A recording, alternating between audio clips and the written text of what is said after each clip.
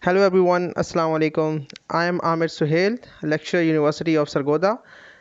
Today we are going to discuss a very important topic which is relevant to communication and collaboration. Basically in this chapter we will discuss different concepts relevant to communication, and the major purpose of this chapter is to understand the implication of communication within the organization.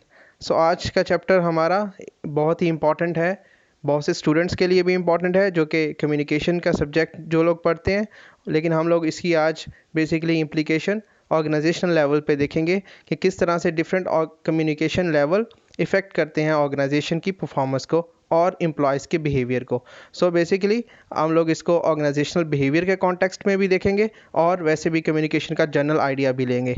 तो let's discuss the major agenda of today. There are several question. First one is, what is communication? What are the issues in interpersonal communication? And what is the nature of communication in organizations? And how can we build a more collaborative work environment? तो ये हमारे कुछ agendas हैं जिनके बारे में हम लोग इस लेक्चर में डिस्कस करेंगे। तो चलिए स्टार्ट करते हैं। जैसे आप लोगों को पता है, communication is what? Communication is exchange of information. क्या करते हैं आप लोग? दो पर्सन हैं, एक इन्फॉर्मेशन को दूसरे तक पहुंचाना है, कुछ मीडियम के थ्रू पहुंचाना है। This is basically a communication. अगर हम लोग एक सिंपल वे में कहें तो it's exchange of ideas, and हम लोग इसको अगर एक प्रॉपर वे में कहें तो कह सकते हैं a process of sending end receiving message with attached meaning. तो हमारे लिए कम्युनिकेशन का मतलब डिफरेंट चैनल्स जो है वो इसमें इन्वॉल्व होंगे। डिफरेंट चैनल्स के थ्रू आपका मैसेज जो है वो सेंडर से रिसीवर तक पहुंचाना है थ्रू इनकोडिंग डिकोडिंग। वो प्रोसेस हम लोग आगे चल के देखते हैं। अगर हम लोग इस डायग्राम को आप लोग देखें तो इसमें बेसिकली बताया गया है कि कम्युनिकेशन का प्रोसेस क्या है और कौन से ऐसे पॉसिबल हर्डल्स हैं जो आप लोगों को कम्युनिकेशन के प्रोसेस में आ सकते हैं। आप लोग देख सकते हैं, there are some sources basically a sender, a person जो कि आप लोगों को इन्फॉर्मेशन प्रोवाइड कर रहा है। तो उसकी बात करें तो हम लोग देखते हैं intended meanings and encodes message. अगर आप लोग इस एरो को देखें तो ये जो है चैनल के थ्रू होता हुआ रिसीवर तक पहुंच रहा है। तो इसका मतलब है एक हमारा सोर्स है मीडियम पहला, और दूसरा चैनल यानी मीडियम जिसके थ्रू हम लोगों ने उस अपने मैसेज को कन्वे करना है अपने रिसीवर तक, एंड देन जो है वो हमारा फीडबैक का बड़ा इंपॉर्टेंट प्रोसेस है। तो अगर इस डायग्राम को देखें तो इसमें एक सोर्स है, चैनल के थ्रू मैसेज कन्वे हो रहा है रिसीवर को। रिसीवर जो है वो उस मैसेज को डिकोड करने के बाद उसके जो है वो उसको परसीव कर रहा है कि क्या बताना चाह रहे हैं बेसिकली हमारे सेंडर। अगर आप लोग देखें तो फीडबैक का एक जो है आप लोगों को नज़र आ रहा है। Feedback is basically what?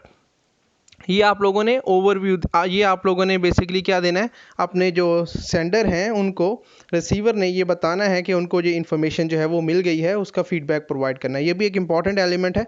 तो कम्युनिकेशन के प्रोसेस में बेसिकली हमारे पास जो है वो बेसिकली चार इंपॉर्टेंट एलिमेंट्स आए हैं।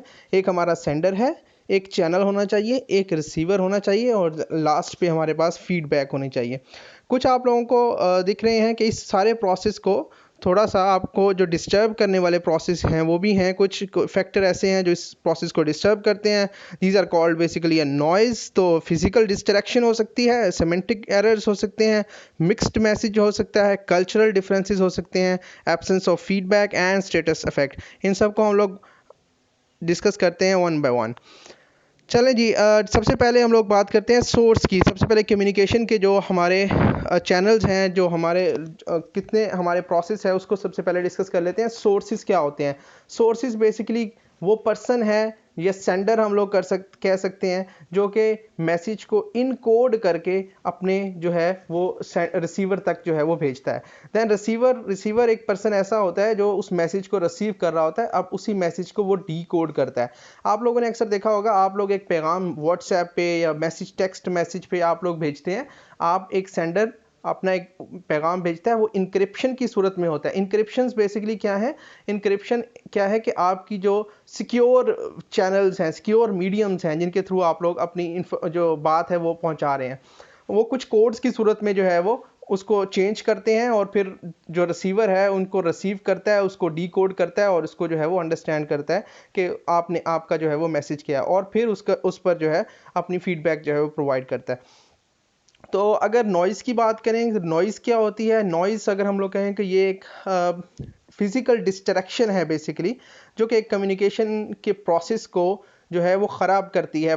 इस प्रोसेस को जो है वो कंप्लीट होने में जो है वो जो हमारा एक्चुअल प्रोसेस पर्पस क्या है इस सारे प्रोसेस का, कि हम लोगों का जो सेंडर है वो अपनी इंफॉर्मेशन जिस तरह से पहुंचाना चाहता है रिसीवर तक, जो इंटेंडेड मीनिंग उसके माइंड में है कि वो पहुंचाना चाहता है अपने रिसीवर तक, अगर वो उसको सही तरीके से पहुंचा रहा है तो हम लोग कहेंगे कि ये एक इफ़ेक्टिव वे में उसने कम्युनिकेशन की। लेकिन अगर कुछ ऐसे फिजिकल डिस्ट्रैक्शन हो जाती है, नॉइज़ है, ठीक है, कोई शोर की वजह से है या कुछ वैसे और इश्यूज हो जाते हैं जिसकी वजह से प्रॉब्लम आ रही है, तो हम लोग कह सकते हैं कि ये हमारे पास नॉइज़ हो सकती है। तो any distraction that disturb the communication effectiveness and interfere with the transfer of message within the communication is called noise. Let's move toward what are different communication channels. हम लोग कह सकते हैं कि किस तरह से कम्युनिकेशन हो सकती है। फेस टू फेस हो सकती है, मीटिंग हो सकती है, ईमेल के through, online discussion, written letter, telephonic and voice mail. अगर हम लोग आज के दौर की बात करें तो कम्युनिकेशन करना आसान हो गया है और बहुत से डिजिटल वेज आ गए हैं हमारे पास कम्युनिकेशन करने के लिए। तो फेस टू फेस जो है पहले डिस्कशन होती थी, हम लोगों को जो भी पैगाम पहुंचाना होता था या तो फेस टू फेस हम लोग डिस्कस करते थे या हम लोग कोई टेलीग्राम के थ्रू या फैक्स के थ्रू अपना पैगाम भेजते थे। लेकिन अब जो है वो डिफरेंट अदर मीन्स भी यूज़ हो रहे हैं, जैसा कि हमारे पास जो सबसे बेस्ट एग्जांपल है, हमारे पास ईमेल की फैसिलिटी अवेलेबल है। ईमेल के थ्रू अपना जो है वो मैसेजेस भेज रहे हैं हम लोग, ऑनलाइन डिस्कशन हो रही हैं, वीडियो कॉन्फ्रेंसिंग हो रही हैं। तो डिफरेंट कम्युनिकेशन के चैनल्स जो हैं वो आजकल यूज़ हो रहे हैं। देन फीडबैक क्या है? फीडबैक एक बहुत ही इंपॉर्टेंट जो है वो एस्पेक्ट है, जिसके थ्रू आप लोग अपने जो रिसीवर हैं उनको, जो रिसीवर है वो अपनी कम्युनिकेट करता है सेंडर को कि जो सेंडर उसको मैसेज भेजना चाह रहा था कि क्या उसको वसूल हो गया है, उसको रिसीव हो गया है कि नहीं हो गया। अभी तक हम लोग सिर्फ कम्युनिकेशन को थोड़ा सा समझने की कोशिश कर रहे हैं कि कम्युनिकेशन होती क्या है और इसका कैसे प्रोसेस है। अभी हम लोग उसके प्रोसेस को डिस्कस कर रहे हैं। तो फीडबैक जो है वो एक लास्ट प्रोसेस है, लेकिन ये एक इंतहाई इंपॉर्टेंट है, क्योंकि अगर आप जो रिसीवर है अगर वो उसको पॉजिटिव फीडबैक प्रोवाइड करेगा अपने सेंडर को, अपने जिसने इंफॉर्मेशन भेजी है, तो डेफिनेटली जो है वो आप लोगों की कम्युनिकेशन का जो प्रोसेस है वो कंप्लीट हो जाएगा इफेक्टिव वे में। देन थोड़े से प्रॉब्लम्स डिस्कस कर लेते हैं। कौन से प्रॉब्लम्स हो सकते हैं जो फीडबैक में जो है वो इफ़ेक्ट करते हैं, क्योंकि फीडबैक भी एक, हम लोग कहें कि फीडबैक इज़ एन आर्ट, ठीक है, कि आप लोग ये एक आर्ट है किस तरह से फीडबैक प्रोवाइड करनी है। समटाइम लोग इस तरह से फीडबैक प्रोवाइड करते हैं दूसरे लोगों को कि वो जो है वो उसका नेगेटिव वे में मीनिंग जाता है। तो कौन से बैरियर्स ऐसे हो सकते हैं? The first one is concern that feedback will be received or raised emotion that individual are not prepare to handle. Sometime हम लोग जब कोई, जैसे ही कोई हमसे बात करता है, कोई अपनी इन्फॉर्मेशन शेयर आउट करता है, तो सम टाइम हम लोग कोई ऐसा क्वेश्चन उससे पूछते हैं या हम लोग ऐसे इमोशंस शो आउट करवाते हैं जो कि अगले बंदे के लिए समझना, उसके लिए अंडरस्टैंड करना और उसको रिस्पॉन्स करना उसके लिए मुश्किल हो जाता है। Then words intended to be polite and helpful can easily end up being perceived. इसका मतलब है अगर आप लोग देखें, आप लोगों को समटाइम एक कंस्ट्रक्टिव फीडबैक क्या होती है, आप लोगों को पॉजिटिव एस्पेक्ट को भी हाईलाइट करना होता है, प्लस नेगेटिव अगर कोई मसला आ रहा है तो उसको भी हाईलाइट करना है, लेकिन उसको इस वे में हाईलाइट करें कि अगला बंदा डिस्करेज ना हो। फॉर एग्जांपल, अगर मैंने आप लोगों को कोई असाइनमेंट देता हूँ, आप लोगों को कहता हूँ कि ये असाइनमेंट कंप्लीट करें, आप अपनी विल लगाकर, आप अपनी एफर्ट्स फुल पुट करके आप एक आंसर मुझे भेजते हैं और मैं उसको देखता हूँ और मैं उसको देखते हुए ये समझता हूँ कि ये मेरे स्टैंडर्ड के मुताबिक नहीं है। लेकिन अगर मैं ये फीडबैक आपको प्रोवाइड करता हूँ कि आपने बिल्कुल ही गलत काम किया, तो आप डीमोटिवेट हो जाएंगे, जो कि हमारा ऑर्गेनाइजेशनल बिहेवियर का सबसे एक इम्पॉर्टेंट पॉइंट है कि हम लोगों ने एम्प्लॉयज़ को मोटिवेट करना है कि वो लोग काम कर सकें। इसी तरीके से ऑर्गेनाइजेशन में ऐसा होता है, जो लास्ट थिंग है अप्रेजल, परफॉर्मेंस अप्रेजल।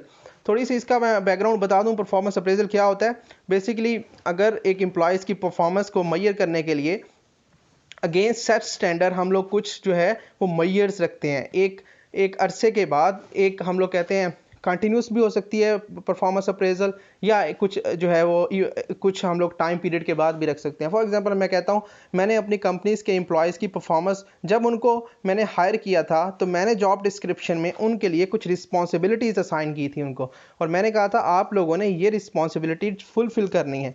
अब मुझे मैंने उनको स्टैंडर्ड्स दे दिए थे कि ये स्टैंडर्ड्स हैं, मतलब रिस्पॉन्सिबिलिटीज़ हैं जो फुलफिल करनी है।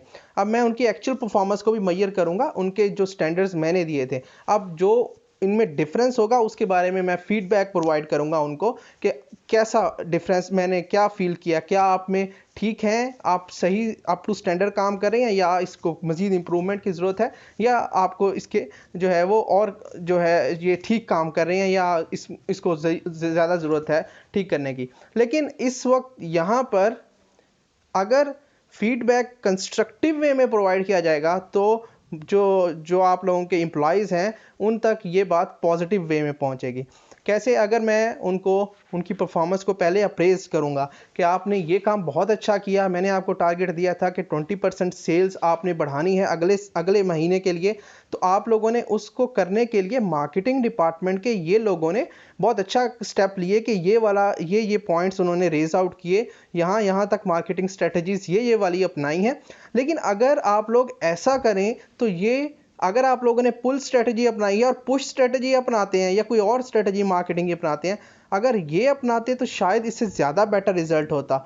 आप लोगों ने उनको अपना मैसेज भी कन्वे कर दिया और उनकी परफॉर्मेंस पर भी उनको मोटिवेट कर दिया और उनकी परफॉर्मेंस को भी अप्रेज कर दिया। Basically the basic purpose of feedback का जो हम लोग कहते हैं क्रक्स है, वो ये है कि हम लोगों ने अपने एम्प्लॉयज़ को डीमोटिवेट नहीं करना, बल्कि उनकी स्ट्रॉन्ग पॉइंट्स हैं, स्ट्रेंथ है, उनको हाईलाइट करते हुए उनकी जो बैरियर्स हैं, जो इश्यूज हैं, उनको भी हाईलाइट करना है। अगर हम लोग नॉन वर्बल कम्युनिकेशन की बात करें तो ये एक बहुत इंपॉर्टेंट है। एक है वर्बल और एक है non verbal communication. Verbal communication तो आप लोग थ्रू वर्ड्स के कर सकते हो, बट नॉन वर्बल कम्युनिकेशन की जब बात करते हैं तो हम लोग कहते हैं कि इसमें आप लोग जो है आप लोगों के वर्ड्स नहीं, बल्कि आप लोगों के कुछ क्यूज यूज़ होते हैं, कुछ आप लोगों के हैंड्स के रिएक्शन, आप लोगों के इमोशंस, ठीक है, नॉन वर्बल हैं, जो आप लोग जो है वो फेशियल एक्सप्रेशन के थ्रू, बॉडी पोजीशन के थ्रू, आई कांटेक्ट के थ्रू और फिजिकल जो है वो जेस्चर्स के थ्रू आप लोग डिफरेंट जो है वो कम्युनिकेशन करते हो। इसको कहते हैं नॉन वर्बल कम्युनिकेशन। अच्छा, यहाँ पर भी बहुत ज़रूरी है कि आप लोगों को यहाँ पर जो किस तरह से आप लोगों ने नॉन वर्बल कम्युनिकेशन करनी है, ये आप लोगों को कल्चरल वाइज ऑर्गेनाइजेशन में देखना पड़ता है। कुछ ऑर्गेनाइजेशंस में ऐसा है कि नॉन वर्बल कम्युनिकेशन जो है जब आप कर रहे होते हैं तो आप अगर कुछ ऐसी टर्म्स होती हैं, अगर आप लोग मल्टीनेशनल ऑर्गेनाइजेशंस की बात करें, डिफरेंट ऑर्गेनाइजेशन में डिफरेंट कंट्रीज़ में डिफरेंट कल्चर है, और वो डिफरेंट जो है फेशियल एक्सप्रेशंस का आई जो आप लोग एक्सप्रेशन फेस के एक्सप्रेशन है या आपकी बॉडी पोजीशन का डिफरेंट वे में उसको जो है वो मीन आउट करते हैं, तो इस बात का भी ख्याल रखना है। बेसिकली अगर हम लोग नॉन वर्बल कम्युनिकेशन की कॉन्सेप्ट को समझे तो हम लोग कह सकते हैं कि non verbal communication the act of speaking without using word, तो हम लोग कहते हैं it's called a non verbal communication. Let's see a very important and very amazing picture आप लोगों के सामने है। यहाँ पर मैं ये समझाना आप लोगों को चाह रहा हूँ कि डिफरेंट जो है आप लोगों का, जो आप लोग जब किसी भी ऑफिस में, किसी भी बैंक हो गया, आप लोग किसी भी जगह पर ऑर्गेनाइजेशन के ऑफिस में विजिट आउट करते हैं, तो आप लोग उसका जो अगर आप लोग उसका आउटलेट और आप लोग उसकी जो ऑफिस की बनाने का तरीका है और जिस तरह से वो लेआउट है उस ऑर्गेनाइजेशन का, अगर आप लोग उसको देखते ही आप लोग समझ जाते हैं कि इस ऑर्गेनाइजेशन में जो कम्युनिकेशन का प्रोसेस है वो किस तरह का होगा। क्या यहाँ पर टॉप डाउन अप्रोच यूज़ होगी, क्या यहाँ पर एम्प्लॉयज़ जो हैं को प्रेज किया जाता है, उनकी बात को सुना जाता है, या डिसीजन उन पर इम्पोज किए जाते हैं। कुछ इसी तरह की बातें अगर आप लोग फर्स्ट वे में देखें, फर्स्ट पिक्चर में, तो आप लोग देख रहे होंगे एक ऑफिस है और यहाँ पर ये जो हैट का निशान बना हुआ है, सब बेसिकली बॉस हैं ये, और ये कम्युनिकेट कर रहे हैं थ्रू आउट, सिर्फ और कोई बंदा नहीं है, और सिर्फ अपने अपने जो एम्प्लॉयज़ हैं, जो लोअर लेवल एम्प्लॉयज़ हैं, उनको सिर्फ जो है वो अपनी अहकामात दे रहे हैं। तो दिस इज़ बेसिकली कॉल्ड हम लोग कह सकते हैं यहाँ पर ये जो आउटलेट या ये जो लेआउट है, ये हम लोगों को नॉन वर्बली ये बता रहा है कि इस ऑर्गेनाइजेशन में जो बॉस है वही सब कुछ है, उसी की बात सुनी जाएगी। अगले ज़रा पिक्चर में देखिए, I am the boss but let's talk. देखते हैं जी, यहाँ पर अगर आप लोग देखें तो यहाँ पर एक ऑफिस के साथ साथ यहाँ पर बॉस के साथ कम्युनिकेशन हो रही है दूसरे लोगों की भी, ठीक है, मैनेजर्स की भी, दूसरे डिफरेंट लोगों की, लेकिन यहाँ पर भी ठीक है बॉस तो है, लेकिन यहाँ पर भी फुल लिबर्टी नहीं है, ठीक है। यहाँ पर भी फॉर्मेलिटीज़ हैं, यहाँ पर भी फॉर्मल वे यूज़ किया जा रहा है कि सिर्फ जो है वो बॉस जो है वो अपने मैनेजर से कम्युनिकेट कर रहा है या दूसरे लोगों से कम्युनिकेट कर रहा है, यहाँ पर भी रिस्ट्रिक्शन है कुछ। अगर हम लोग थर्ड पिक्चर को देखें तो इसको देखते हुए हम लोगों को लगता है कि yes forget I am the boss let's talk. यहाँ पर अगर आप लोग देखें तो यहाँ पर एक ये जो लेआउट है इस ऑर्गेनाइजेशन का, ऑफिस और जो बॉस है वो सबके साथ बात कर रहा है, उनकी बात सुन रहा है, इस वे में इस पिक्चर में आप लोगों को ये समझाने की कोशिश की जा रही है। तो बेसिकली इस जो पिक्टोरियल डायग्राम के थ्रू आपको समझाने की कोशिश की जा रही है वो ये है कि आप लोगों का जो नॉन वर्बली आप लोग डिफरेंट ऑर्गेनाइजेशन के सिर्फ लेआउट को देखते हुए आप लोग जो है वो अंदाज़ा कर लेते हैं कि इस ऑर्गेनाइजेशन का जो है वो बिहेवियर कैसा है। अगर आप लोग पर्सनैलिटी की बात करें तो आप लोगों के डिफरेंट एक्शंस आपकी पर्सनैलिटी को शो आउट करवा देते हैं। सम टाइम आप लोग बड़े लेजी वे में खड़े हुए हैं तो आप लोगों को या फिर आप बड़े मीनिंगफुल आप जो है वो स्माइलिंग पे पास कर रहे हैं तो आपका जो अगले बंदे को व्यू जा रहा है वो ये जा रहा है कि आप दूसरे को बेवकूफ़ समझ रहे हैं या आपको लगता है कि वो आपकी बात समझ नहीं सक रहा होगा, ठीक है। और अगर आप लोग बार बार अपने हाथों को मसल रहे हैं, ठीक है, तो ये आप लोगों की टेंस कंडीशन को शो कर रहा है। तो इसी तरह आप लोगों का जो पर्सनैलिटी है वो भी, और आप लोगों का विद इन द ऑर्गेनाइजेशन जो है वो भी जो है इशू जो है वो क्रिएट करता है। इसके इस तरीके से नॉन वर्बली हम लोग इसको अच्छे तरीके से समझ सकते हैं। तो नेक्स्ट वीडियो में इंशाल्लाह हम लोग डिफरेंट इंटरपर्सनल बैरियर्स डिस्कस करेंगे और फर्दर डिस्कस करेंगे इस चैप्टर को। So thank you so much. Next video की जो लिंक है वो इंशाल्लाह इसके डिस्क्रिप्शन में मैं आप लोगों को प्रोवाइड कर दूंगा। Thank you so much.